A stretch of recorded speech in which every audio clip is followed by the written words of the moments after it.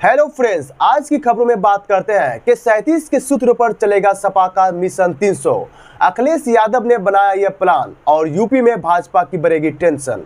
Samajwadi party अध्यक्ष अखिलेश यादव 2027 में होने वाले उत्तर प्रदेश विधानसभा चुनाव की रणनीति पर काम करना शुरू कर दिया है। सपा अध्यक्ष विधानसभा चुनाव में 300 पार का लक्ष्य तय किया है। पार्टी पीडीए के फॉर्मूले पर आगे बढ़ेगी। उनकी निगाह अनुसूचित जाति के मतदाताओं पर टिकी है। लोकसभा चुनाव के बाद से ही सपा ने यूपी में भाजपा के सामने नई चुनौती खड़ी की है।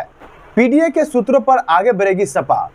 भाजपा के कोर वोट बैंक यानी ब्लू ब्रिगेड पर खास नजर जमाए सपा 300 विधानसभा सीट जीतने के लक्ष्य के साथ उसी पीडीए के सूत्र पर कदम बढ़ाने जा रही है, जिसने उसकी झोली में 37 लोकसभा सीट डाल दी है।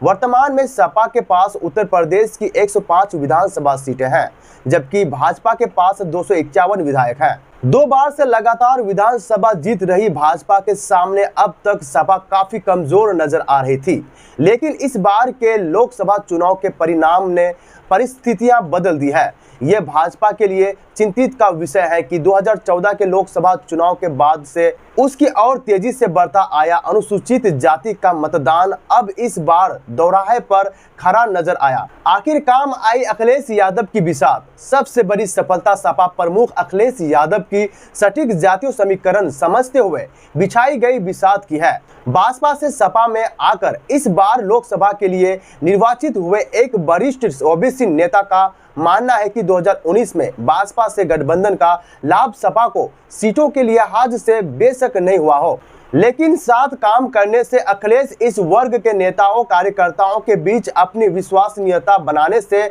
सफल रहे। चूंकि चुनाव के बाद गठबंधन भाजपा प्रमुख मायावती ने अपनी ओर से तोड़ा था, इसलिए इस वर्ग में जो लोग भाजपा का विकल्प तलाश रहे थे उन्हें अखिलेश ही नजर आए। अखिलेश यादव की अब की बार 300 पार का लक्ष्य है। 10 विधानसभा सीटों पर उपचुनाव के बाद सपा अपनी चुनावी का तैयारी शुरू कर देगी। उन्होंने बताया कि प्रदेश की सभी विधानसभा सीटों का जातीय लेखा जोखा पहले से ही तैयार है। सबसे पहले इसके अनुरूप संगठन को सजाया जाएगा व फिर प्रत्याशी चयन भी उसी आधार पर होगा। अखिलेश यादव ने 403 में से कम 300 सीटें जीतने का लक्ष्य तय किया है।